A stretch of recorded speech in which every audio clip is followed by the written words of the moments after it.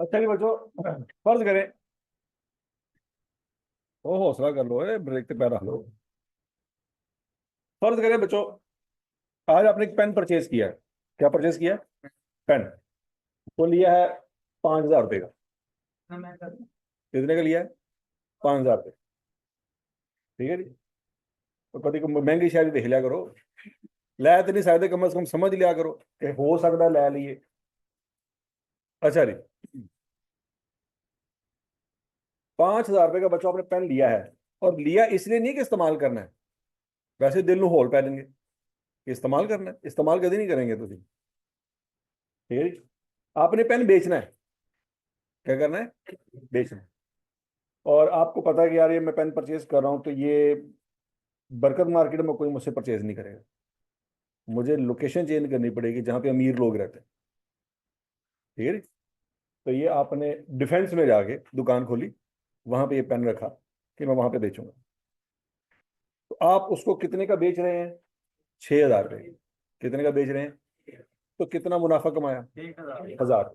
Amount तो समझ आ गई ना सबको कि यार 5,000 का मैंने पेन लिया, 1,000 रुपया अपना प्रॉफिट रखा, और कितने का बेच दिया? 6,000 रुपये। यहां तक की बात में कोई मसला है तो बता दो।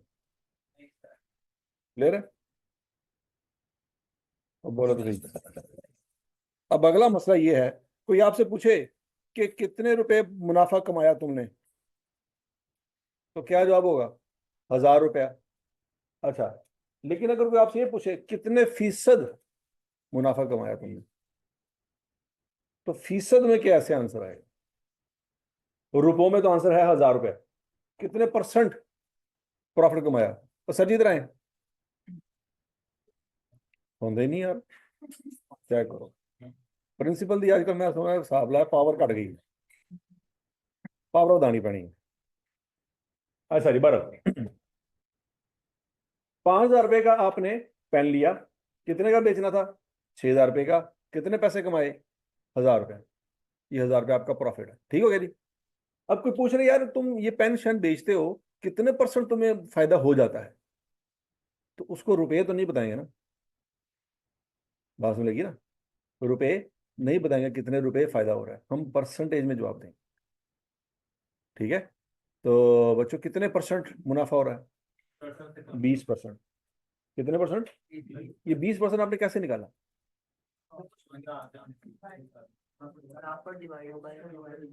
किसको किस पे डिवाइड कर रहे हैं, किससे मल्टीप्लाई कर रहे हैं?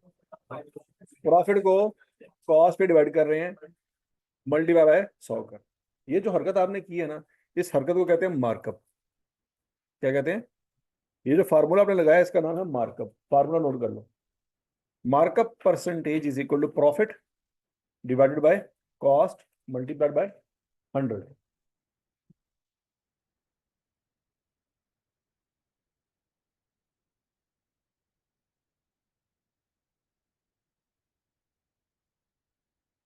और सबको समझ आ रही है ना? क्योंकि अगर ये टॉपिक आज का आपका मिस हो गया ना, या समझ ना आया, अगला पूरा हफ्ता आपका बनने है। बनने ही बनने।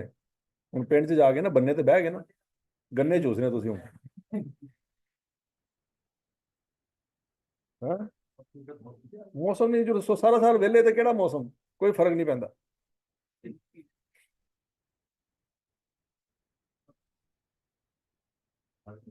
कितने फीसद मुनाफा कमाया जी? 20%। 20 कैसे निकला, ये बात समझ आ रही है? कैसे निकला? Profit divided by multiply by. अच्छा। ये 20% किसका लेना है? किसका लेना है? कॉस्ट का लेंगे तो 1,000 रुपया आ जाएगा। करके देख लो। ये 20% जो आपने निकाला है, ये किसका 20% लें? कॉस्ट का। कॉस्ट का क्यों लें, सेल का क्यों ना लें? भाई कॉस्ट का 20% क्यों ले रहे हो, सेल का क्यों नहीं ले रहे?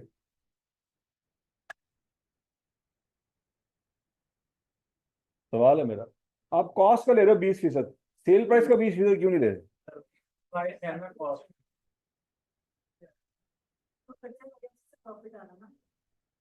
तो 6,000 भी तो, अगर 5,000 देखो पॉइंट ये है, इस फार्मूले की बुनियाद क्या है, बुनियाद से पता चलेगा कि आगे क्या करना। इस फार्मूले के बेस पे आपने क्या लिखा है, कॉस्ट लिखी है, तो कॉस्ट का 20% नहीं समझ रही भाई, फार्मूले में आपने जो 20% यहां से निकाला, 20% किसका, क्योंकि परसेंटेज हमेशा इंडिपेंडेंट वैल्यू नहीं होती, परसेंटेज हमेशा किसी चीज की होती है। नहीं बात समझ लगी, मतलब कहते थे महंगाई 20% हो गई है, भाई किसका 20%, लोगों की हाइट का 20%, किसका 20%, कीमतों का 20%। नहीं बात समझ आ रही, परसेंटेज इंडिपेंडेंट वैल्यू नहीं होती। मतलब आप कहते हैं यार फलां बंदे की जो हाइट है ना वो 6 फीट है, बात समझ आती है। लेकिन अगर आप कहें ना फलां बंदे की हाइट 20% है, तो कहेंगे 20% क्या था। तो जब तक आप उसको उसकी बेस ना बताएं 20% लेना किसका है, बात कंप्लीट नहीं होती। तो जब भी आप किसी को बताएंगे कि यार मैं जो कारोबार करता हूं उसमें मेरा 20% फायदा है, कितने परसेंट है, तो अगर आप पूछेगा 20% क्या था, तो किसका बताएंगे, कॉस्ट का। कॉस्ट का क्यों बताएंगे, क्योंकि फार्मूले में जो नीचे आपने रखा है वो क्या रखा है, कॉस्ट रखी है, तो हम कहेंगे 20% कॉस्ट का, 20% किसका, कॉस्ट का 20%। ठीक है जी। तो बच्चों जरा कॉस्ट का 20% ले तो आंसर आ जाना चाहिए ना, फिर क्या आंसर आना चाहिए, आ रहा है कि नहीं आ रहा। तो जो चीज निकाली है उसको दोबारा कैलकुलेट करना हो तो मसला ही कोई नहीं। ये 20% किसका निकाला था, कॉस्ट का, कॉस्ट गिवन है, हाँ जी, उसका 20% ले लो फिर। समझ लगी है। अच्छा, अब कोई बंदा ये कहे कि यार मुझे तुम प्रॉफिट बताओ कितने परसेंट है, लेकिन कॉस्ट का ना बताओ, सेल का बताओ कितने परसेंट, तो निकाला जा सकता है, निकालो तो।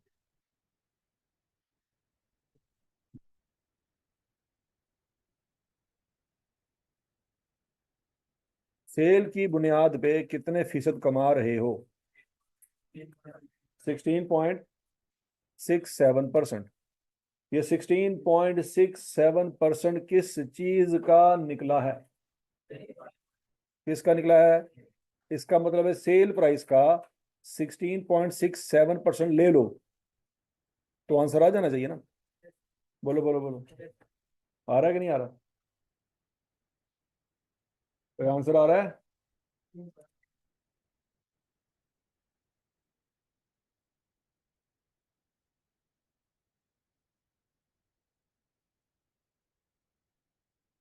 और दोनों समझ आ गए।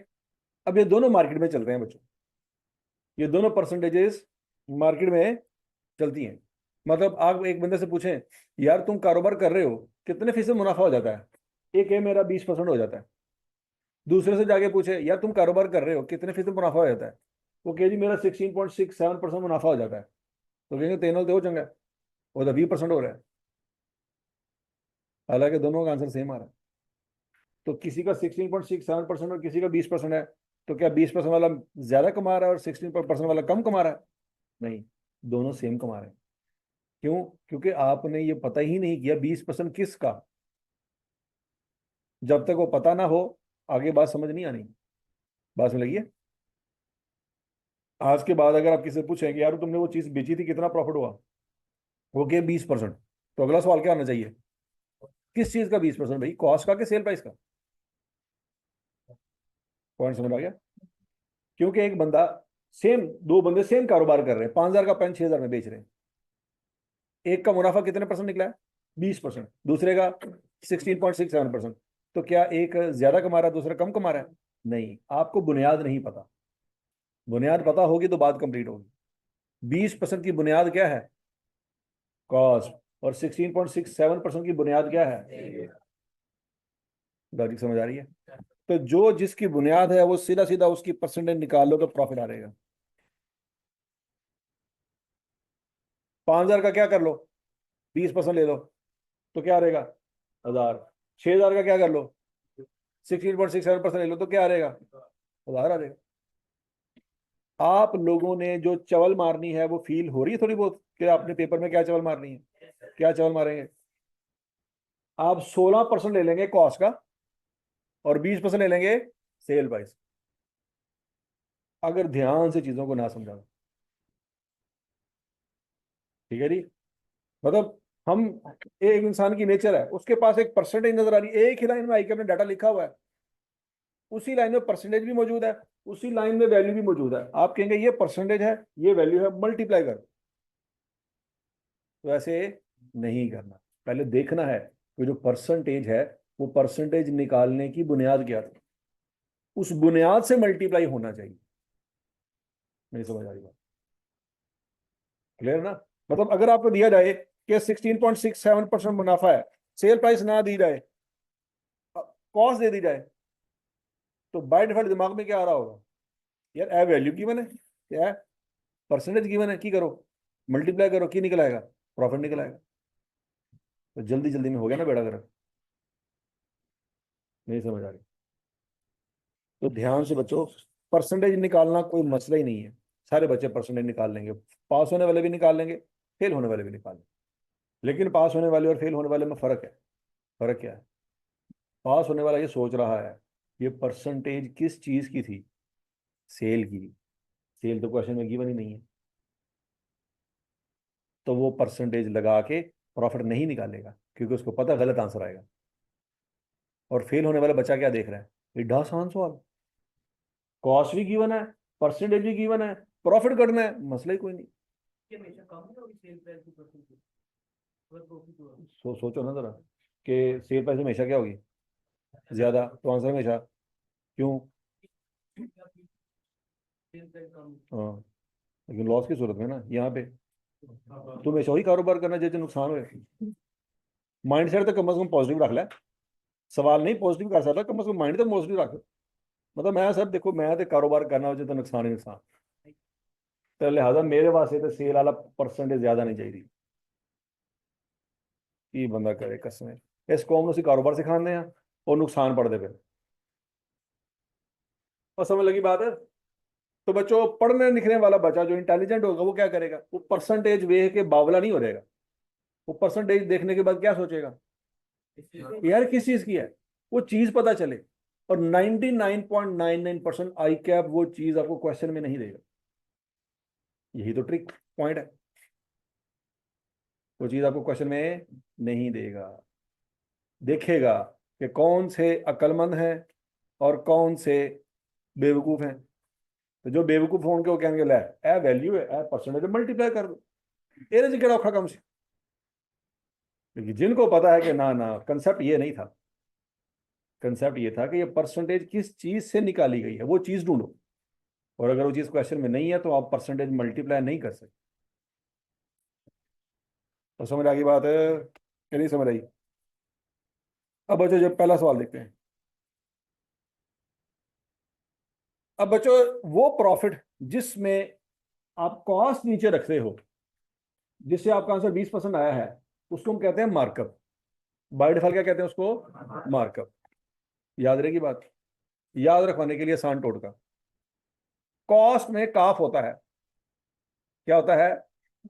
मार्कअप में भी काफ होता है। और कुत्ते वाला है कि कैंची वाला है नहीं पता, याद रहेगी नहीं गल? कॉस्ट में क्या होता है और मार्कअप में, बस। तो अपने क्वाइफ नहीं दर्ज करने पीछे, ठीक हो गया जी? और समझ लगी है? याद रहेगा कि मार्कअप का वर्ड जब भी दिमाग में आएगा वो किसका है? कॉस्ट का, क्योंकि काफ कुत्ता मैच हो रहा है। और ठीक है, ये जाके लोगों को नहीं पढ़ाना, वो सब तो पहले उन्होंने नहीं पूछना कि को पढ़ते पे हो। ठीक है जी? तो ये स्कीम मार्केट में नहीं बतानी। अच्छा जी, तो अब जो अगला परसेंटेज है जो सेल पे निकलता है उसको हम कहते हैं मार्जिन। क्या कहते हैं उसको?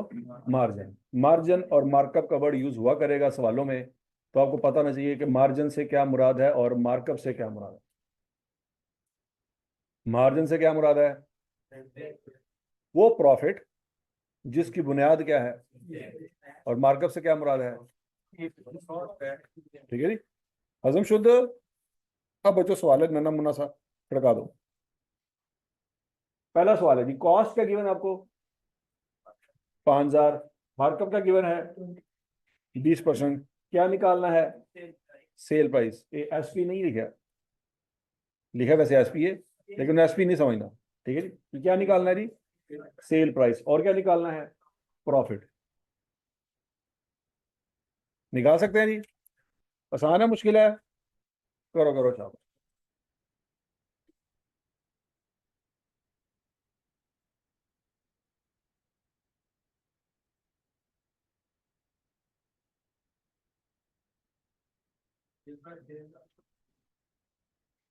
हाँ?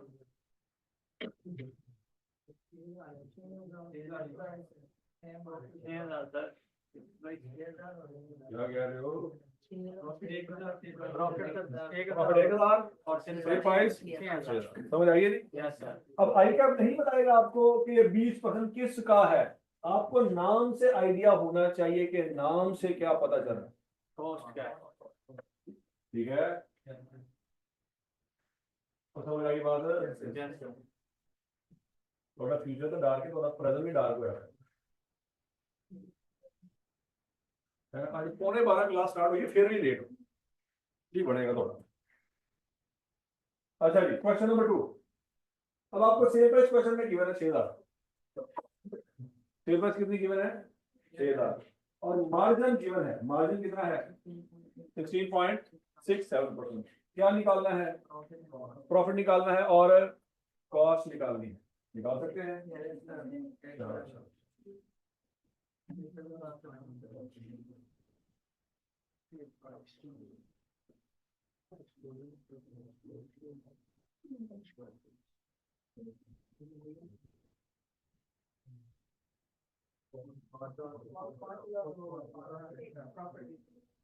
हाँ जी, 6000 जमा 1000, 7000 नहीं अपना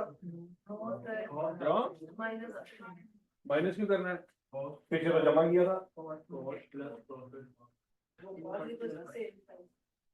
समझ लगी ना, तो जमा करेंगे तो माइनस करना, ये बड़ा गलत हो गया है। अच्छा जी, तीसरा सवाल थोड़ा सा औखा है बच्चों, लेकिन हिम्मत करनी है, कर सकते हो आप लोग। अब जरा देखो कमाल, क्या गिवन है कॉस्ट, और क्या गिवन है मार्जिन, क्या निकालना है और क्या निकालना है। हाँ जी, तो जरा पास होने वाली और फेल होने वाले अलग अलग हो जाए, वैल्यू है परसेंटेज मल्टीप्लाई कर दो, मसला ही कोई नहीं।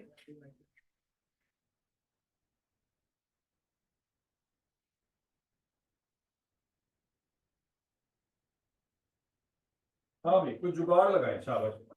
ये परसेंटेज आपने बचपन में पढ़ी होंगी, छठी 7वीं 8वीं 9वीं 10वीं। पहले तो मुझे बताओ, क्या ये सवाल आ सकता है पेपर में कि नहीं आ सकता, बोलेगा।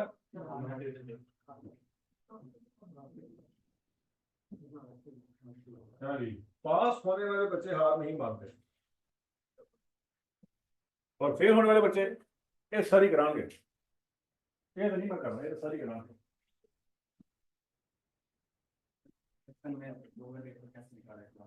इसका टेबल दो का टेबल है, इसमें हमारे पास 3 चीजें हैं ना, मार्जिन प्रॉफिट और सेल, तो हमारे पास 2 चीजें दी हुई, एक ही से हम कर सकते हैं, दो ही तो भाई एक कर लो, दूसरी ना कर, तो एक ही कर, दूसरी ना कर, चलो वन बाय वन है ना, पहले पहली वाली कर, फिर दूसरी वाली बात निकलेगी ऑटोमेटिकली। हाँ भाई ठोस, यस ठोस।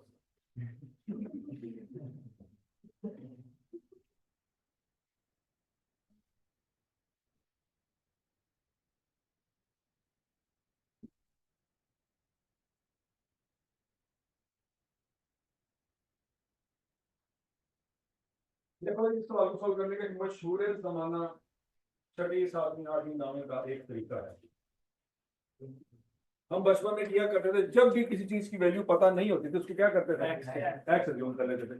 अब इसमें भी हाँ वही कर लें, एक्स अज्यूम करके सवाल कर लें। क्या बता रहा है 206 प्रॉफिट आ रहा है, हालांकि पता भी आंसर की आना चाहिए क्योंकि सवाल वही तेरे ऊपर लिखा है।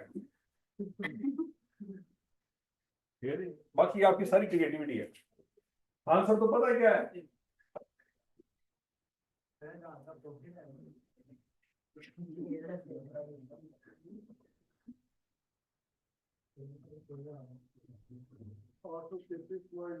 आठ सौ 833 मैंने तो क्या मैडम सही नहीं ना। 833 तो कड़े हैं तो 266 होने का टाइम रखा।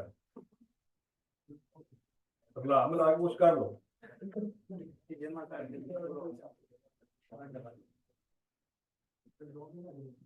ठीक है, एक बार है।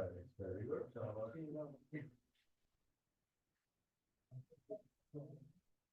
नहीं तो पूछ रहे हैं कि दस रहे हैं। दस रहे हैं, हालांकि तुमने पता आंसर की है। थोड़ा आगे पीछे बताया ना बस ये जो थोड़ा आगे पीछे हो गया ना तो बी हो जाना है। अरे याद रखिए ये तो बी तो खास फर्क नहीं है।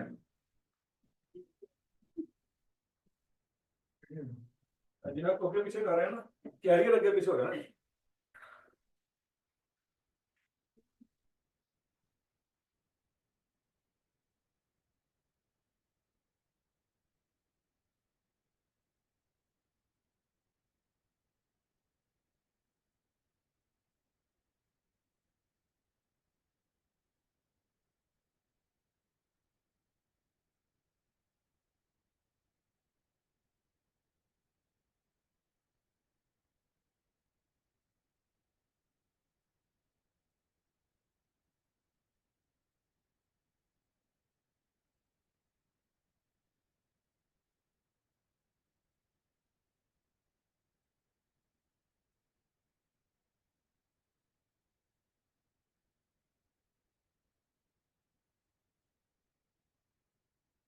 अरे नहीं भाई दोस्त दो जी मशहूर जमाना बचपन का तरीका। वो लोग जो हार नहीं मानते वो कोई ना कोई हल तो निकाल ही लेंगे चाहे उन्होंने ना भी पढ़ा हो सवाल। ये बात याद रखनी है बच्चों। जो लोग देखो दो तरह के एटीट्यूड होते हैं।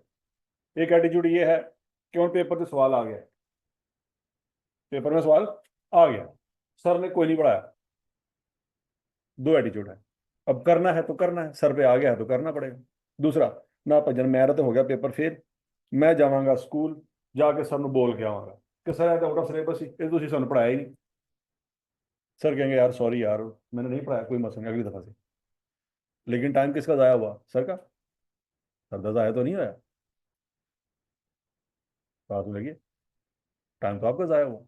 और दूसरा एटीट्यूड क्या है कि भाईजान आ गया है तो हूं करना है, क्यों पेपर पास करना है। तो जब ये आपका माइंडसेट होगा ना भाईजान यार नहीं पढ़ा, ओके हूं फिर की करिए रोइए बह के, रोंदा फायदा कोई नहीं। ठीक है जी, हाँ तुक्के लगा लो फिर तुक्के लगणगे मार्च के मई ਤੇ ਤੁਹਾਡੇ ਤੁੱਕੇ ਵੀ ਚਾਰ ਨੇ ਹੈ ਐਮਸੀਕਿਊਜ਼ ਨੇ ट्रू फॉल्स नहीं है। फिर मार्च मई अगों जुलाई अगों सितंबर। ठीक है जी, एमसीक्यूज चार ऑप्शन सितंबर के जुलाई। फिर नन ऑफ दीज अभी ऑप्शन है सी ए लेफ्ट बी ए शुरू। अच्छा जी, अब बच्चों थोड़ा ध्यान से। अब आपको पता है कि ये परसेंटेज तो है लेकिन किसकी है, सेल प्राइस की। तो आपको अज्यूम करना पड़ेगा let sell price is equal to, ये अज्यूम करना कर लोगे। Then profit should be equal to 16.67% of x. ये ना एक्स का 16.67% लेना था तो ये हो जाएगा 0.1667 एक्स। अब sell price is equal to cost plus profit. Sell price क्या है एक्स, कॉस्ट क्या है 5,000, प्रॉफिट क्या है 0.1667 एक्स। तो यहां से क्या निकल आएगा बच्चों, एक्स निकल आएगा। कुछ नहीं आता लेकिन हिम्मत नहीं हारनी, कुछ ना कुछ निकाल लोगे। अब ये वाली बात आपने बचपन में पढ़ी हुई है बच्चों में, ये कोई नई बात नहीं है। हम ऐसे ही किया करते थे बचपन में। कुछ याद आ रहा है? और तू की कर दिंदा सी, तू ऐसा नहीं किया बचपन से, तो यह नहीं किया, करता ही नहीं था। तेरा फ्यूचर ब्राइट है, मैं हिसाब लाया। तेरा फ्यूचर ब्राइट है, तेरा बनेगा दरबार, करोड़ों रुपया कमाएगा तू, हिसाब ला। जिंदा पीर। ठीक है जी। हाँ, तो क्या के लोगों को पेपर पास नहीं होता, मेरे दरबार पे हाजिरी दे। पीआरसी पहली टाइम में पास।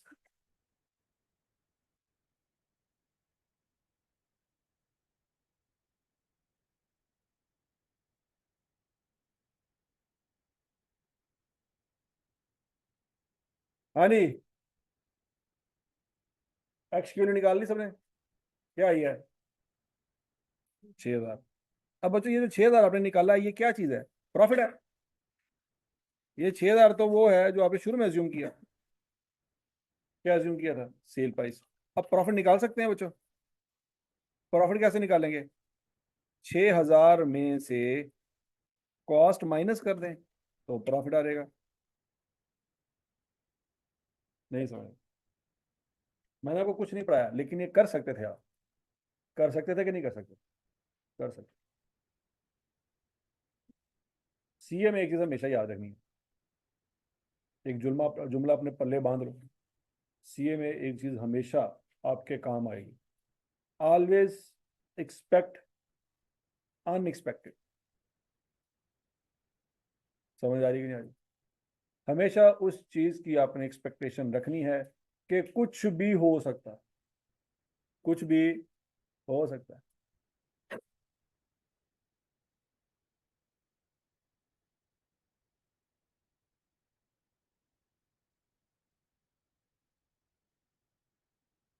83 पॉइंट आंसर आ गया। बस ठीक है, जैसे मर्जी करना। देखिए, मैथ की यही तो खूबसूरती है कि एक सवाल कई तरीकों से हो सकता है, आंसर ठीक होना चाहिए बस, बाकी खैर। और समझ आ गई सबको? नहीं समझ आई?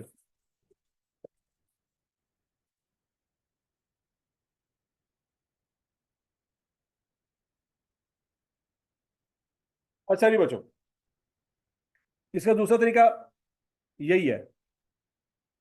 दूसरा तरीका क्या है बच्चों? आपने बुनियाद याद रखनी है। ये मार्जिन किस की परसेंटेज है? सेल की। तो सेल इसकी बुनियाद है। सेल इसकी, तो बुनियाद हमेशा 100% होती है। जिसका ये 16% लेना, वो खुद कितने परसेंट होगी? 100% होगी। तो सेल कितने परसेंट है बच्चों? 100%। प्रॉफिट कितने परसेंट है? 16.67%। तो फिर कॉस्ट कितने परसेंट होगी? 83.33% होगी। इस तरीके से भी देख सकते हैं।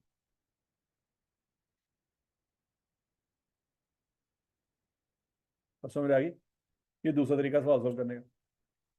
अब आपको कौन सी वैल्यू गिवन है?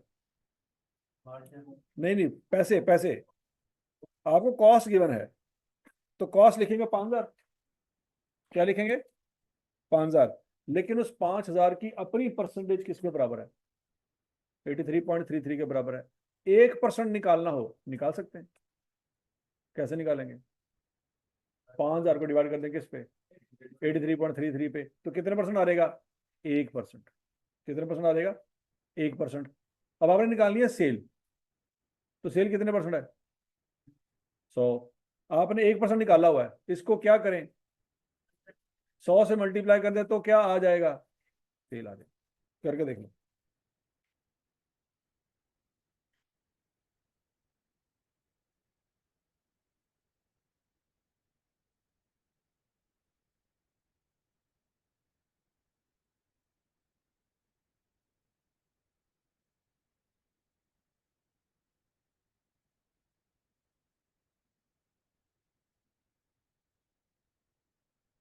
तो ये दूसरा तरीका है, ये बात समझ आ रही है।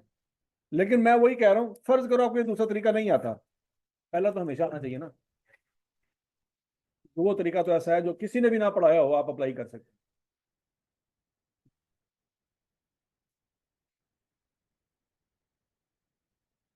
और ये समझ आ गया सबको कि नहीं समझ आया? ये सेल 100 कैसे बन गई? सेल 100 कैसे बन गई? कॉस्ट तो पता ही नहीं थी। ये तो आपको पता ही नहीं था, ये तो बाद में निकला। सेल 100 कैसे बन गई? हाँ, हमारे पास जो प्रॉफिट है वो बेसिकली क्या है? मार्जिन। मार्जिन किसका होता है? तो जिसका होता है वो खुद क्या होता है? वो 100% होता है। हजम शुद्ध मार्जिन होता है सेल का, तो सेल 100% होगी। मार्कअप किसका होता है? कॉस्ट का, तो कॉस्ट क्या होगी? 100% होगी। जो चीज जिसकी परसेंटेज होती है वो खुद क्या होती है? वो खुद 100% होती है। नई बात सुनेगी।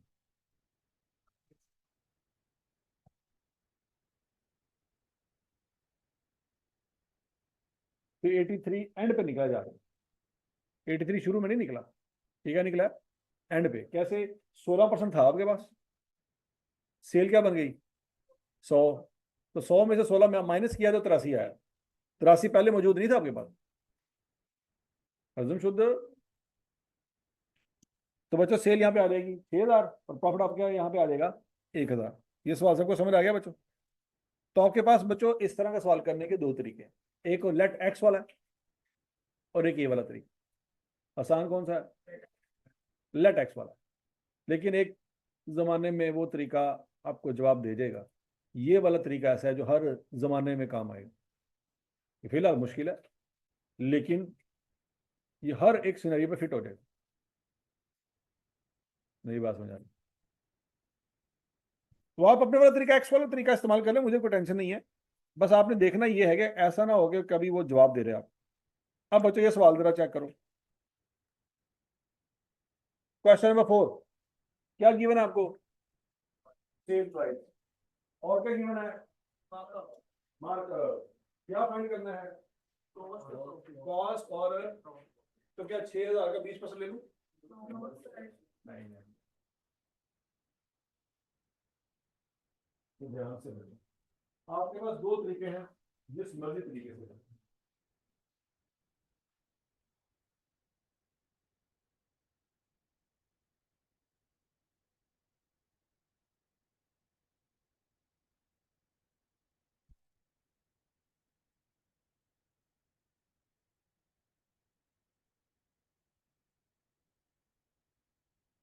हाँ जी, हो गया जी। क्या आंसर आया जी? हाँ जी। अब दोबारा से सोचो जरा 1 मिनट के लिए। ये प्रॉफिट किस का है? कॉस्ट का है। तो कॉस्ट खुद क्या होगी? एक्स नहीं होगी। हाँ, एक्स भी होगी, ठीक है। कॉस्ट खुद क्या होगी? 100%। तो प्रॉफिट की परसेंटेज कितनी है? 20%। तो सेल प्राइस की परसेंटेज क्या बन जाएगी? 120। हजम शुद्ध। ओके। अब अगला पॉइंट। आपको किस चीज की वैल्यू गिवन है? सेल प्राइस की वैल्यू गिवन है, कॉस्ट की वैल्यू गिवन। 6,000 को किसके बराबर रखेंगे? 120 के बराबर रखेंगे, क्योंकि उसकी परसेंटेज है क्या? 120। अब 6,000 को किसके बराबर रखेंगे? 120 के। 1% निकालना हो, 6,000 डिवाइडेड बाय 120, 1% आ गया। अब कॉस्ट कितने परसेंट है? तो उस 1% को क्या कर दो? 100 से मल्टीप्लाई कर दो, तो क्या निकल आएगा? कॉस्ट निकल आएगी। क्या निकल आएगी? 5,000 की वैल्यू। तो प्रॉफिट निकाल लेंगे। सेल प्राइस भी है, कॉस्ट भी है।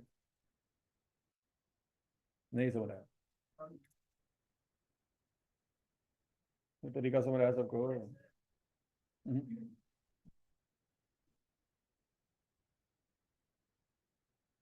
सबको आ गया जी?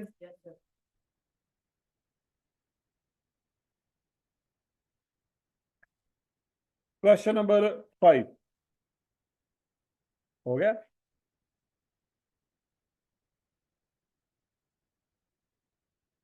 और क्या है? अब आपको प्रॉफिट दिया सवाल में उसने, और क्या दिया है? मार्कअप दिया है।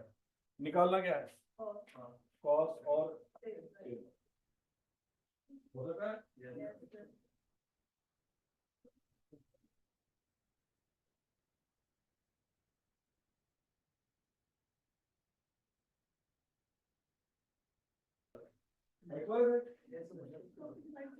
Profit divide by cost. ठीक ठीक ठीक। Very good. अच्छा जी, अब बच्चों मार्कअप किसका होता है? तो कॉस्ट खुद क्या होगी? 100%। यही क्वेश्चन हो गया। कॉस्ट खुद क्या होगी? 100%। प्रॉफिट क्या है? 20%। सेल प्राइस क्या होगी? 120। अच्छा, जैसे मर्जी कर दो भाई, दो तीन तरीके हैं और तुम्हें टेंशन वाली बात। हम तो सिर्फ एक तरीके को अच्छी तरह से पक्का कर रहे हैं, कई तरीकों से हो सकता है, टेंशन वाली बात है। अच्छा जी, कॉस्ट क्या है? 100%। प्रॉफिट 20%। सेल प्राइस क्या है? 120। ओके। अब आपको सवाल में वैल्यू किसकी गिवन है? तो प्रॉफिट की वैल्यू गिवन है 1000। इसकी परसेंटेज क्या है? 20। तो हम क्या 1000 को 20% के बराबर रख सकते हैं? 1000 इक्वल टू 20%। तो 1%, 1000 डिवाइडेड बाय 20, 1% निकल आएगा। कॉस्ट निकालनी है, वो कितने परसेंट है? तो उस 1% को मल्टीप्लाई करो 100 से। 120 से बात नहीं क्या निकलेगा? बस निकला है।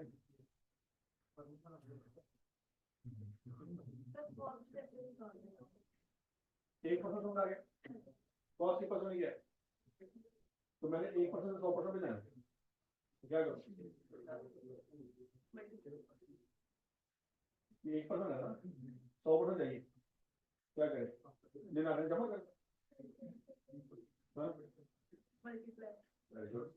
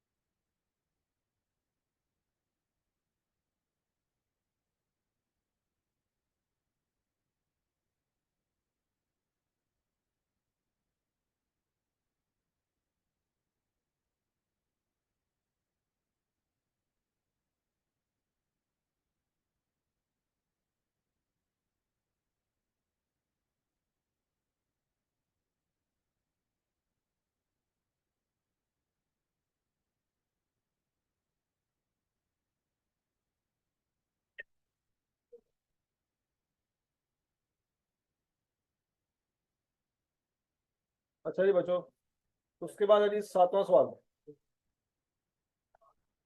कौन सा सवाल है? छठा।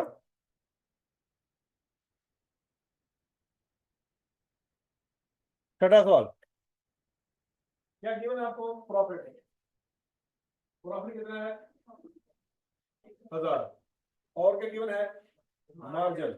मार्जिन कितना है? 16.67%। निकालना क्या है? कॉस्ट निकालनी है और सेल प्राइस निकालनी है।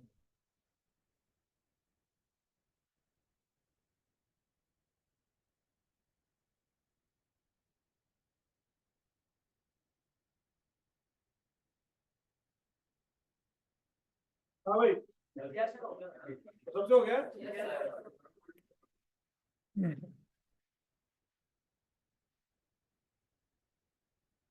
प्रॉफिट है बच्चों 1000 रुपया।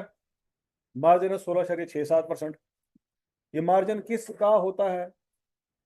तो सेल खुद क्या होगी? तो सेल 100% है, प्रॉफिट 16% है, तो कॉस्ट क्या होगी फिर? अब वो आपको सवाल में वैल्यू किसकी गिवन है? तो प्रॉफिट की परसेंटेज के बराबर उसको रख दो, 1% निकल आएगा। 1000 को 16.67 पे डिवाइड कर दो तो 1% निकल आएगा। निकला है। अब आपको 100% चाहिए, तो 100 से मल्टीप्लाई कर दो, तो क्या आ जाएगा? 6,000। ठीक हो गया। 6,000 निकला तो कॉस्ट भी निकल आएगी।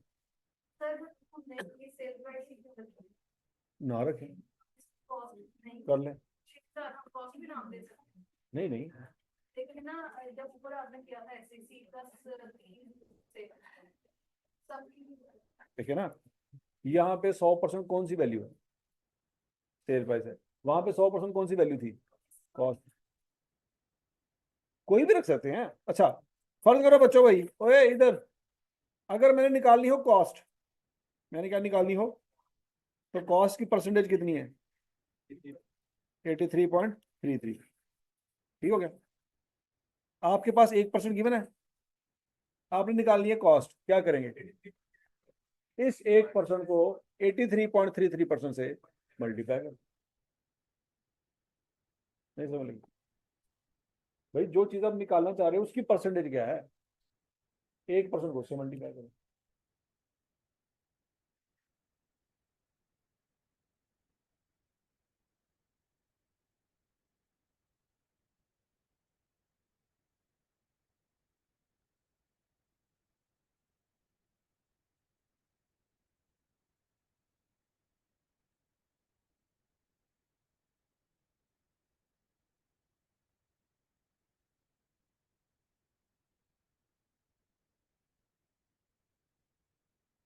हाँ भाई, और समझ आ गई सबको? अब बच्चों ये पहला क्वेश्चन है, ये तो आप कर लेंगे। ये दूसरा क्वेश्चन है, ये भी आप कर लेंगे। तीसरा क्वेश्चन करें।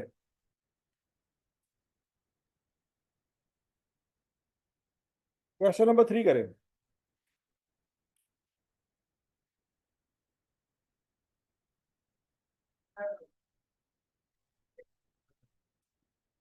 एक लाख 80,000, मार्जिन कितना है? 10%।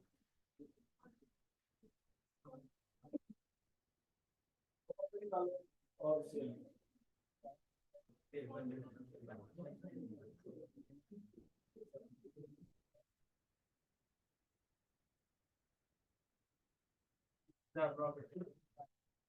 तो सबका आंसर आ गया। सेल प्राइस क्या आएगी बच्चों? 2 लाख। और प्रॉफिट 20,000। तो समझ आ गया सबको?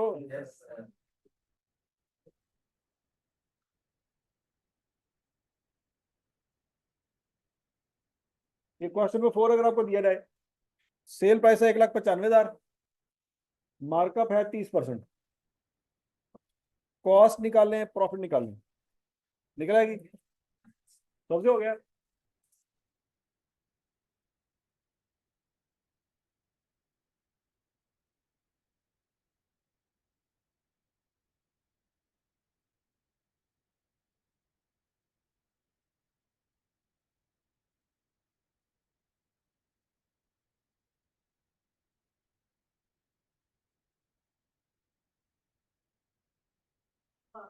तो आप 1% 100 पे जाए तो 100 से मल्टीप्लाई हम करते हैं।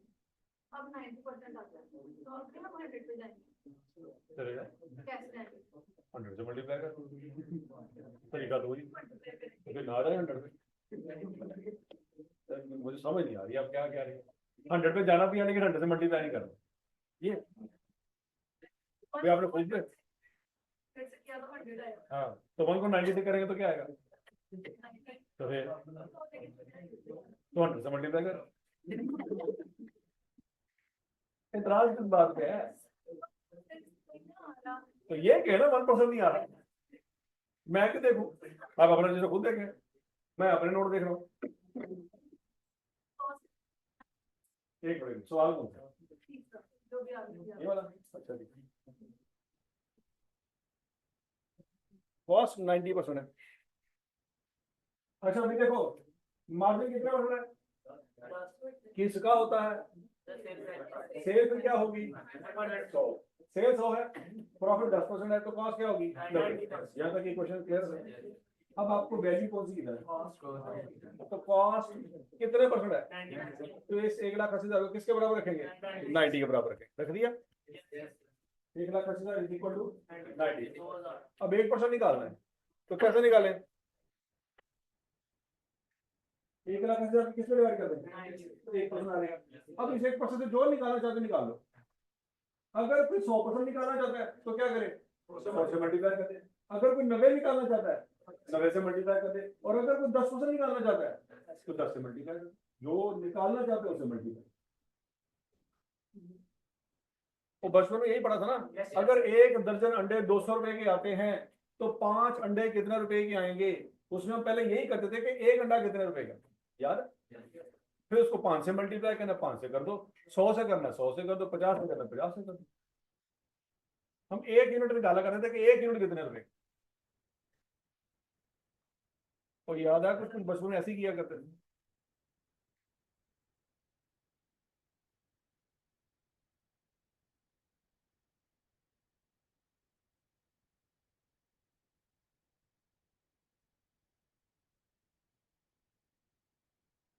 अच्छा नहीं बच्चों, अब जरा डेफिनेशन लिखें। इन्वेंट्री क्या होती है, पहले लेक्चर में पढ़ाया था, पहला लेक्चर मैंने वो कहा था आखिरी लेक्चर तक पहले लेक्चर का हवाला चलेगा।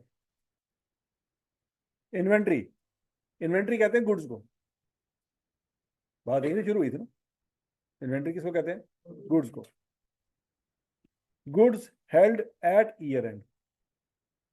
देखो आपके पास 1 जनवरी वाले दिन भी गुड्स हैं, 2 जनवरी वाले दिन भी गुड्स होंगी, 3 जनवरी वाले दिन भी गुड्स होंगी, 4 जनवरी वाले दिन भी गुड्स होंगी, नवंबर में भी गुड्स होंगी, दिसंबर में भी होंगी, जुलाई में भी होंगी, अगस्त में भी होंगी। लेकिन इन्वेंट्री से क्या मुराद है, वो गुड्स जो साल के एंड पे पड़ी हुई, सारा साल नहीं पड़ी हुई, कब पड़ी हुई है, एंड पे। क्योंकि सारा साल चीजें आ रही हैं जा रही हैं, आ रही हैं जा रही हैं, आ रही हैं जा रही हैं। साल के एंड पे हर एक चीज रोक दी जाएगी, हर एक चीज रोक दी, ना सेल होने दी जाएगी, ना परचेज होने दी जाएगी, ना प्रोडक्शन होने दी जाएगी। कि कोई प्रोडक्शन नहीं, बंद करो प्लांट। कैसे बंद होने, कोई चीज नहीं बेचनी, सारे ने छुट्टी दो, शटर थल्ले कर दो। पॉइंट समझ आ गया। इस वक्त जो गुड्स पड़ी उसको काउंट करना है हमने।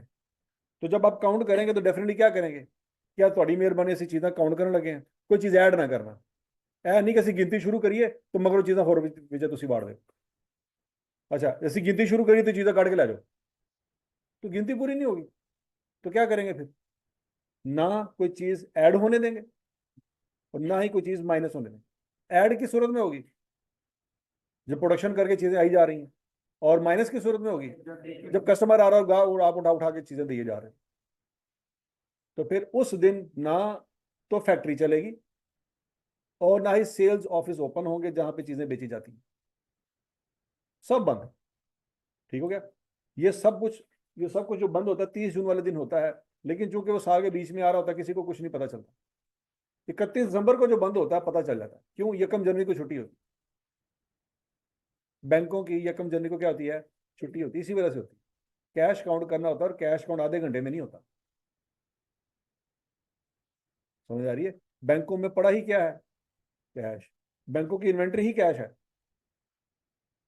और कैश एक बंदा नहीं गिन सकता।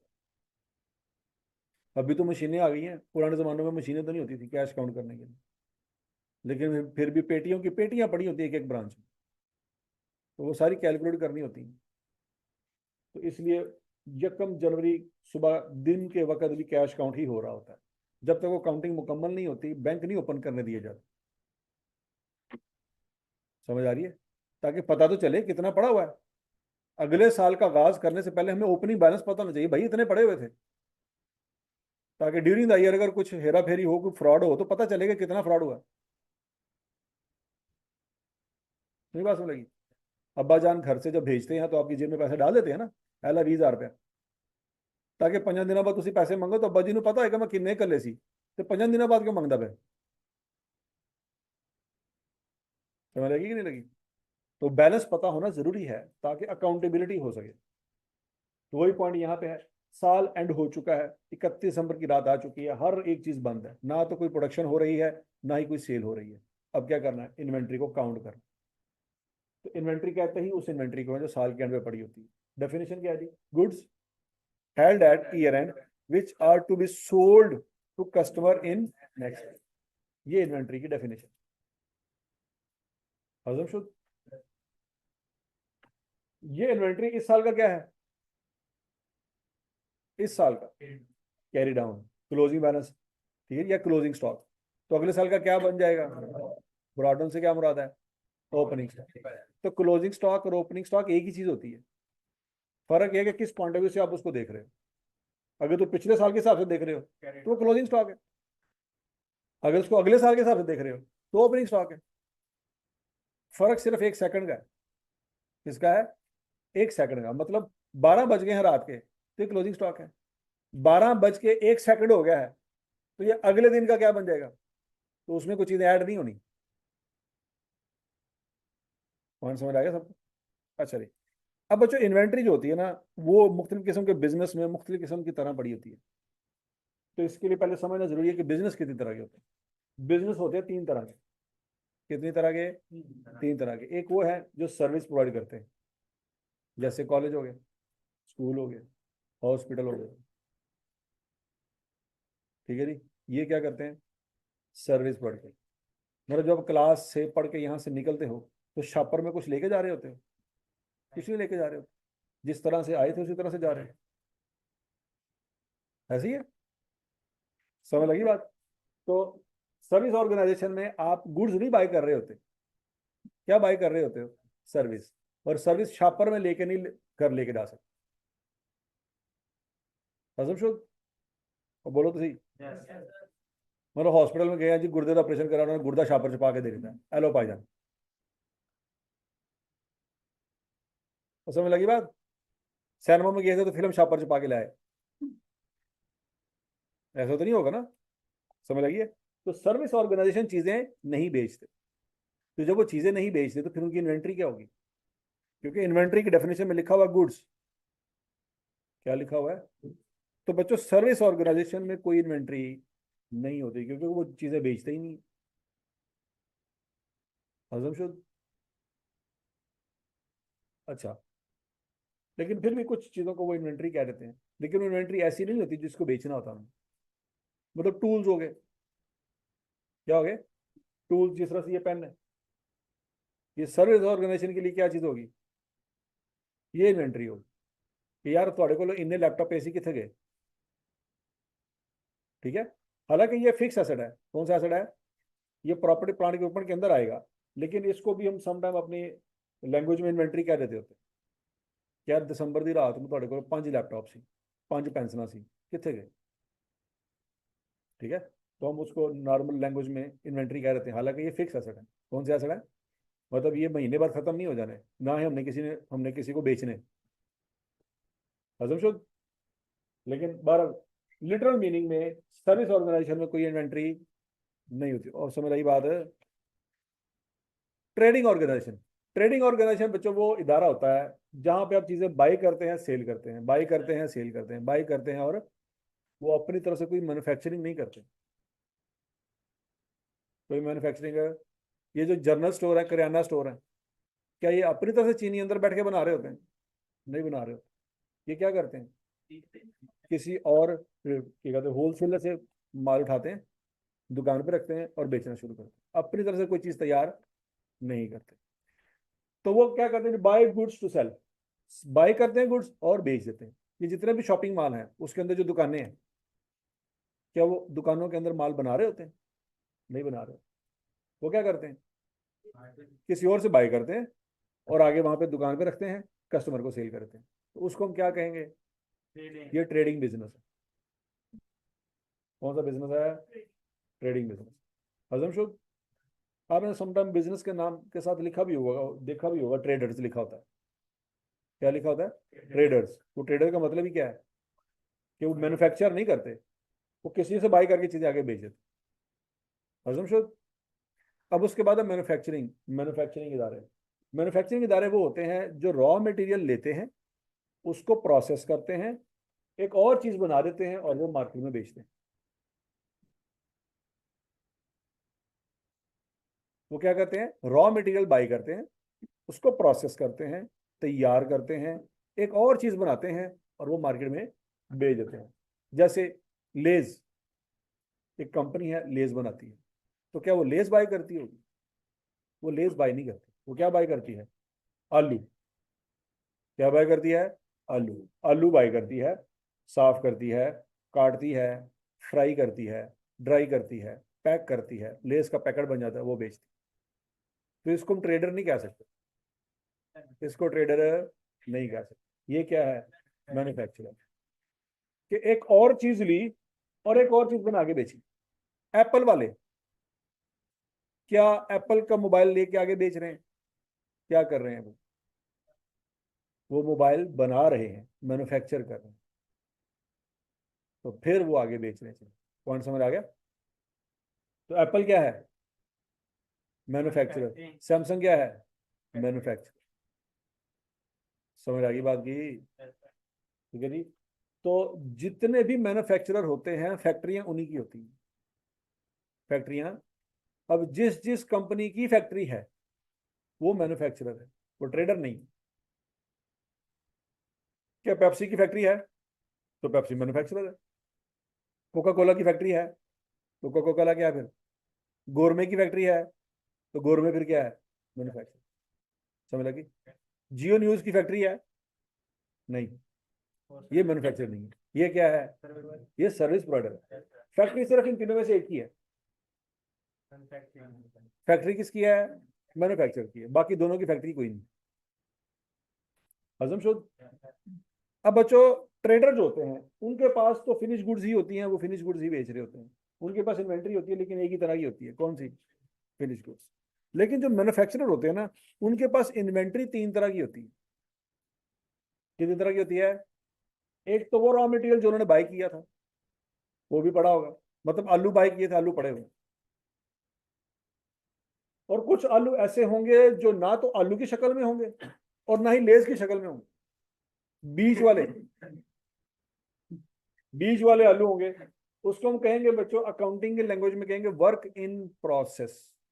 क्या कहेंगे? Work in process. और समटाइम जो रोड बन रही होती है उसके ऊपर एक उन्होंने रखा होता है, बोर्ड लगा के रखा, तो उस पर क्या लिखा होता है भला? वर्क इन प्रोसेस नहीं लिखा होता, प्रोग्रेस लिखा होता है वो। और ये इसमें फर्क है। वो वर्क इन प्रोग्रेस है और ये वर्क इन प्रोसेस। हजम शुद्ध। अच्छा जी। अब तीसरी तरह की इन्वेंट्री, इसके पास लेस के पैकेट पड़े हुए हैं, मतलब फिनिश फॉर्म में पड़े हुए हैं, कस्टमर अभी कोई नहीं आया। तो लेस की फैक्ट्री में तीन तरह की इन्वेंट्री पड़ी होगी। कितनी तरह की पड़ी होगी? एक तो आलू पड़े हुए हैं, वो रॉ मटेरियल है। एक ऐसे आलू पड़े हुए हैं जिसको आलू तो नहीं कह सकते लेकिन लेस भी नहीं कह सकते, बीच की एक स्टेज है। मतलब कटे हुए आलू या उसको फ्राई किया हुआ है, सिर्फ फ्राइड पड़े हुए हैं, अभी वो पैक नहीं हुए। उसको फिर हम क्या कहेंगे? Work in process. क्योंकि वो ऐसी हालत में है कि ना तो उसको जिस बंदे से आलू लिए उसको वापस दे कर सकते हैं और ना ही आगे बेच सकते। पॉइंट समझ आ गया जी? तो ये क्या है जी? Work in process. और तीसरे कुछ लेस के डब्बे पड़े हुए, तो उसको हम क्या कहेंगे? Finish goods. तो मैन्युफैक्चरर के पास कितनी तरह की इन्वेंट्री होगी बच्चों? तीन तरह की। ट्रेडर के पास एक तरह की, और सर्विस ऑर्गेनाइजेशन के पास कोई भी नहीं, क्योंकि वो सर्विस देते हैं, वो गुड्स बेचते ही नहीं। हजम शोध। अब अगला पॉइंट, इन्वेंट्री को रिकॉर्ड करने के सिस्टम कितने हैं? कितने सिस्टम है जी? दो सिस्टम है। कितने सिस्टम है? There are two types of systems of recording inventory. Inventory को रिकॉर्ड करना है। क्या करना है? रिकॉर्ड करने से क्या मुराद है? अपने अकाउंट्स में लिखना है। हम अकाउंटेंट है, हमने रिकॉर्ड करना है।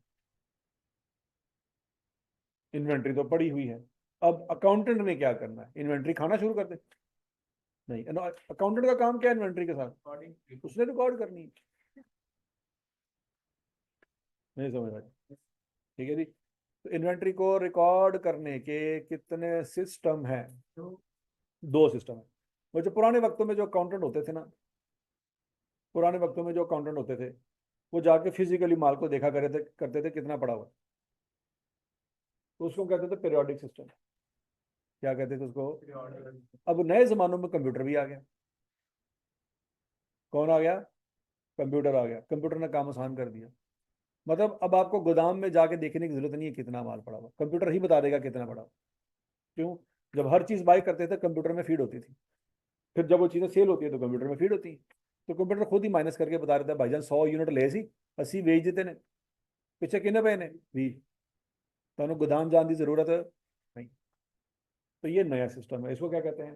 Perpetual system. क्या कहते हैं? अच्छा, परपेचुअल सिस्टम चूंकि नया सिस्टम है, तो क्या इसकी वजह से पुराना सिस्टम फौत हो जाएगा? नहीं, पुराने सिस्टम के अपने फायदे हैं, नए सिस्टम के अपने फायदे हैं, तो ये दोनों चल रहे हैं साथ साथ। मतलब कंप्यूटर को ये तो पता है 100 यूनिट आए थे, 80 सेल हो गए, पीछे कितने हैं, अब पड़े भी हैं कि नहीं पड़े ये तो कंप्यूटर को नहीं ना पता। मतलब चोर उठा के ले गया बीच में से 5, तो जानते कंप्यूटर ने दस के जाएगा यार तेरी मेहरबानी, कल अकाउंटेंट ने आना है, वो जलील ना हो जाए, उन्होंने दस दी कि 5 मैं चुक ले सी, तो चोर बताएगा उसको? नहीं बताएगा। तो कंप्यूटर के मुताबिक कितने पड़े हैं? 20। लेकिन जब आप गोदाम खोलेंगे, पुराने वाला तरीका इस्तेमाल करेंगे, तो आपको नजर आएगा कितने पड़े हैं, 15 पड़े, 5 गायब हो गए। तो ये बात नए वाले सिस्टम को पता नहीं है, किसको पता चलेगी? पुराने वाले को। तो पुराने वाला सिस्टम इसलिए फॉल्ट नहीं हुआ, वो अपनी जगह पे मौजूद है। नहीं समझ आ रही का? क्या मोबाइल के अंदर टाइम नजर आ जाता है कि नहीं नजर आ जाता? क्या इसकी वजह से लोगों ने घड़ियां परचेज करना बंद कर दी? अब टाइम तो मोबाइल के अंदर नजर आ रहा होता है कि इस वक्त क्या टाइम हुआ है, इसके बावजूद लोग क्या कर रहे हैं? घड़ियां परचेज करते हैं। तो घड़ियों का जो सारा सिस्टम है वो बंद नहीं हुआ, चल रहा है साथ साथ। हजम शुद्ध। तो दो सिस्टम है बच्चों, कौन कौन से? पीरियोडिक और पीरियोडिक ओल्ड सिस्टम है, परपेचुअल नया सिस्टम। ये जितने भी शॉपिंग मॉल पे आप जाते हैं, तो जब आप चीज़ आपने पसंद कर ली होती है, आप जाते हैं उसकी प्राइस करवाते हैं कि कितने रुपए का है, तो वो कंप्यूटर में उसको क्या करते हैं, स्कैन करते हैं, तो कंप्यूटर ऑटोमेटिकली बैलेंस माइनस कर रहा होता है। पॉइंट समझ आया कि नहीं आया? कंप्यूटर ऑटोमेटिकली इन्वेंट्री को क्या कर रहा होता है, अपडेट कर रहा होता है कि भाईजान 100 यूनिट पे सी, एक क्या बंदा ले आ गया, 99 रह गए पीछे, एक और बंदा आया वो भी ले गया, पीछे कितने रह गए। वो रियल टाइम में चीज़ों को अपडेट कर रहा होता है। हाँ, ओल्ड सिस्टम में ये फैसिलिटी आपके पास अवेलेबल नहीं थी। या तो अपने साल के शुरू में जाके देखना होता है कितना माल पड़ा, ठीक है, या साल के बीच में, या साल के अंत। ठीक है जी। अब बार बार गोदाम खोल के नहीं देखते क्या पड़ा हुआ। कौन समझ लग गया? हाँ, फिर क्या हुआ, जब बड़ी से बड़ी कंपनियां बनना शुरू होंगी, बड़े बड़े सेटअप हो गए, तो वहां पे 12 महीने का इंतजार कोई नहीं करता, 12 महीने में बड़ा कुछ हो चुका होता है। तो फिर वो कंपनियां हर महीने के बाद में क्या करती हैं, इन्वेंट्री को अपडेट करती हैं, चेक करवाती हैं। क्यों? उनको टेंशन ही होती है कि यार अरबों रुपए का माल है, तो करोड़ों की चोरी हो जाएगी तो पता नहीं चलेगा। आपके लिए तो करोड़ रुपए बड़ी, बहुत बड़ी वैल्यू है, ठीक हो गया ना? लेकिन कंपनी के लिए अरबों के माल में से करोड़ों की चोरी टेंशन है नहीं। मतलब एक कंपनी है, 24 घंटे वहां पे ट्रक लोड होते हैं, माल उसमें भरा जाता है, ट्रक निकल जाते हैं, एक दिन में कम से कम 1,000 ट्रक फिल होकर निकल रहा है, उस 1,000 ट्रक में से एक ट्रक गायब हो रहे, पता चलेगा किसी को? किसी को पता नहीं चलेगा। तो फिर ऐसी बड़ी बड़ी कंपनियां जो होती हैं वो साल का वेट नहीं करती, वो हर महीने इन्वेंट्री को चेक कराती, कि अगर कोई चीज़ गायब हुई है तो इसी महीने के अंदर गायब हुई होगी, पता चल जाए। लेकिन अगर 12 महीने बाद जाके आपने इन्वेंट्री को चेक करवाया, फिर किस महीने ट्रक गायब हुआ है ये पता ही नहीं चलना, तो आप इन्वेस्टिगेशन कैसे करेंगे? समझ आ रही बात? तो बच्चों, अगर अरबों रुपए की आप सेल परचेज कर रहे हैं या इन्वेंट्री बना रहे हैं, तो करोड़ों की फिर चोरी होगी, छोटी मोटी चोरी नहीं होगी। तो फिर करोड़ों की चोरी को रोकने के लिए, अगर कोई कंपनी किसी सीए फर्म को 10 लाख रुपए दे दे कि साढ़े इन्वेंट्री सेटलमेंट कर लो यार, तो फर्म करेगी कि नहीं करेगी? 10 लाख रुपए मिल रहे हैं उन्हें महीने का। समझ आ रही बात की नहीं आ रही? क्योंकि उनको पता है कि हम इसको 10 लाख रुपए दे रहे हैं लेकिन हमारे करोड़ों बच रहे हैं। पॉइंट समझ आया कि नहीं आया? तो बड़ी बड़ी जो कंपनियां होती है, जिस तरह से पेप्सी होगी, कोक होगी, गोरमे हो गई, नेस्ले हो गई, यूनिलीवर हो गई, ये मल्टीनेशनल कंपनी है। गवर्नमेंट तो चलो लोकल है लेकिन सेटअप इसका भी बहुत बड़ा है। तो ये कंपनियां फिर क्या करती हैं, हर महीने इन्वेंट्री चेक करवाती हैं। उसकी इंटरनेशनल रिक्वायरमेंट तो नहीं है यार हर महीने इन्वेंट्री अपडेट करने का, लेकिन पॉइंट ये है कि अगर चोरी हो जाए तो पता चले। नहीं समझ लगे, क्योंकि हर 5-10 मिनट के बाद एक ट्रक यहाँ से लोड होके जा रहा है, एक ट्रक लोड होके जा रहा है। 8 घंटे बाद एक बंदे की शिफ्ट चेंज हो गई, अब वो अपनी नौकरी छोड़ के घर जा रहा है, उसकी जगह दूसरा बंदा आ रहा है। तो उसके बीच में अगर एक ट्रक गायब हो जाए, ना पिछले वाले को पता ना आने वाले को पता कितने ट्रक सी वो फिल हो रहा है। समझ आ रही बात की नहीं आ रही? तो बड़ी बड़ी कंपनियों के ये मसले हैं, इसलिए फिर उन्होंने पुराना सिस्टम नहीं छोड़ा, नए को भी फॉलो किया और पुराने को भी नहीं छोड़ा। अगर कोई चीज गायब हो गई है तो वो कंप्यूटर को तो नहीं पता चलेगी, पता उसी वक्त चलेगी जब फिजिकली जाके देखोगे भाईजान गायब हो गई है कि नहीं होगी। समझ लगी? अच्छा, अगर कोई इन्वेंट्री डैमेज हो गई है कंप्यूटर को पता चलेगा? नहीं पता चलेगा। वो भी कब पता चलेगा? जब फिजिकली जाके चीजों की कंडीशन को देखा जाएगा, क्योंकि डैमेज माल सेल तो नहीं कर सकते, डैमेज माल सेल नहीं कर सकते।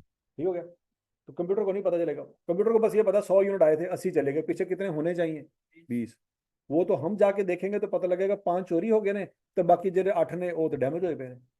तो सेल होने वाली कंडीशन में कितने हैं? कंप्यूटर के मुताबिक 20 है, लेकिन फिजिकली जाके देखा तो 7।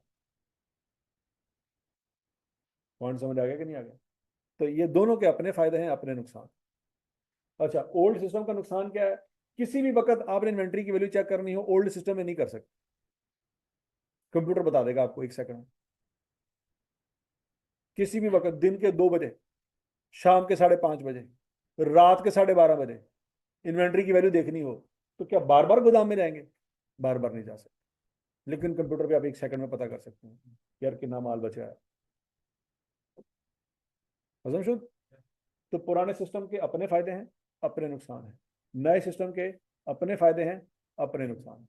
तो दोनों को साथ लेके चलते हैं कि जो उसके फायदे हैं वो इसके नुकसान है, और जो इसके फायदे हैं वो, तो दोनों को साथ लेके चलो। टेंशन क्या है? अच्छा, उन सिस्टम के अंदर मेथड ऑफ रिकॉर्डिंग इन्वेंट्री दो हैं। कौन कौन से? फाइफो और वेटेड एवरेज। फाइफो से क्या मुराद है? First in first out. Weighted average से क्या मुराद है? सारे नए पुराने सारे मिक्स।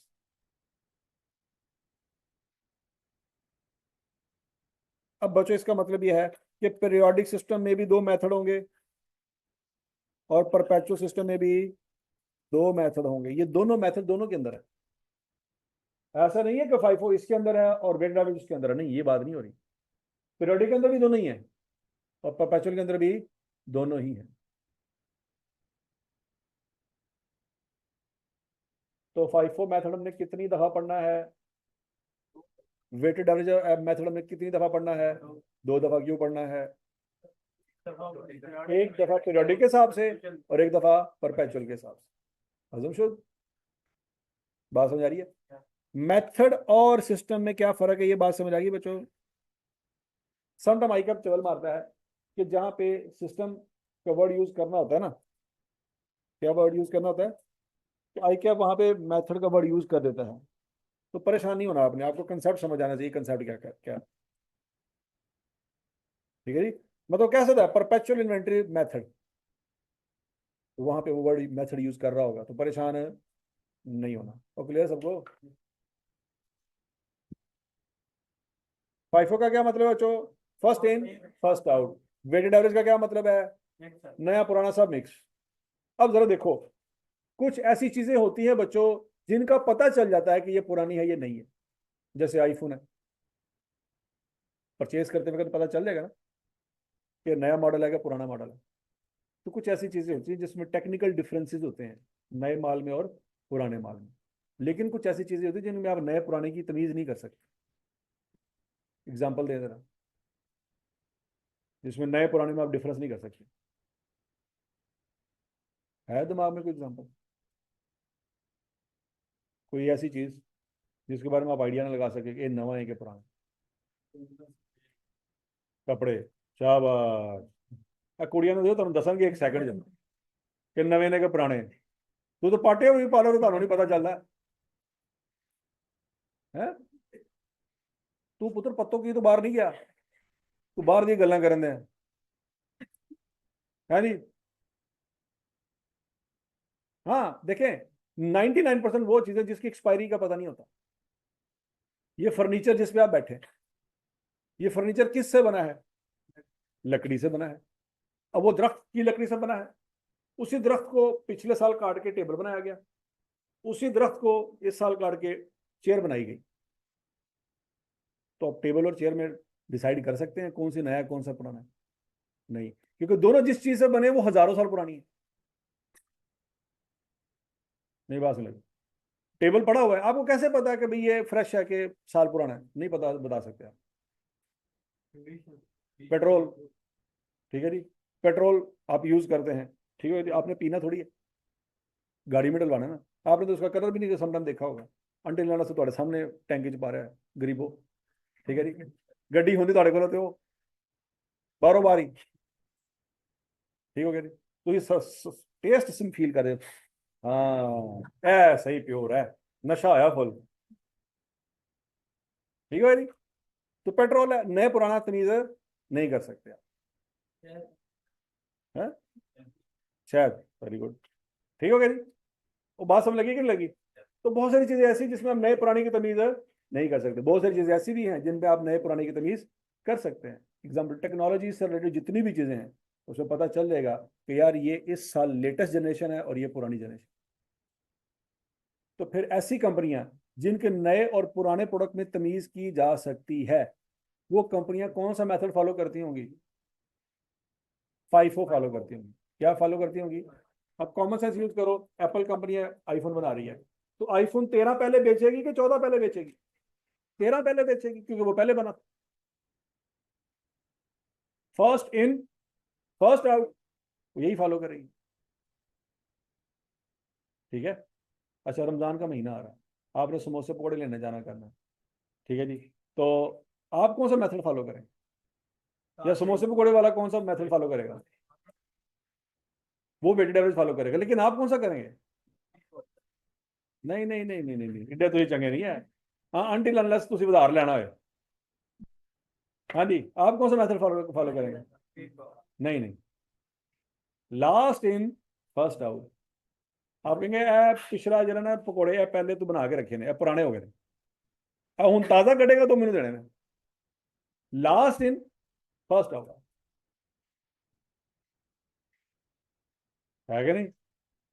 ऐसे ही होता है ना प्रैक्टिकली। क्यों कहते यार ए तो समोसे पकौड़े जरा ने यदि शक्ल ही दसी भी किन्ने पुराने में, ए जरूर कल दे होंगे, वो कल के नहीं होते, ठीक है। अगर एक अच्छा दुकानदार है तो वो कल के समोसे आपको नहीं बेच रहा होगा, क्योंकि वो बच्चे घर जिन्हें मौजूद ने वो खा जाते होंगे, ठीक हो गया जी। तो पॉइंट ये है कि थोड़ी देर पहले उसने निकाल के रखे थे। अभी रश इतना लगा होता है दो दुकानों पे, तो रश क्यों लगा होता है? हालांकि वो तो असर से बैठ के तैयार कर रहा होता है चीजें, तो रश इतना क्यों लगा होता है? तो सारे ताजे के चक्कर च होंगे कि नवे कढ़ेगा ए पैक कराने, वो भावें घर जाने जाने पुराने हो चुके हो, लेकिन तसल्ली तो रहती कि मैं तो भाई अपनी अखा ना नवे ले सी। तो वो फॉलो करते लास्ट इन फर्स्ट आउट। अच्छा, दुकानदार की नीयत क्या होती है? वो पहले वाले पहले बेचते, उसकी फर्स्ट इन फर्स्ट आउट वाली नीयत होती है, लेकिन गाहक की भी अपनी नीयत होती है। फिर वो आ जाके बीच में दुकानदार फिर क्या करता है, उसी वक्त जब वो छापा डालता है उसको जल्दी क्या करता है, मिक्स कर देता है। समझ आ रही कि नहीं आ रही? तो वेटेड एवरेज के चक्करों में आया था कि यार मैं चाहना फाइव हो, ए चाहते ने लाइफ हो, तो हूं की करिए मिक्स कर, ठीक है जी। और यहां तक की बात समझ लगी? चलो कल बच्चों से आगे हम कंटिन्यू करेंगे, मैं कर दूंगा सर। और जो पढ़ा समझ आया आ जाए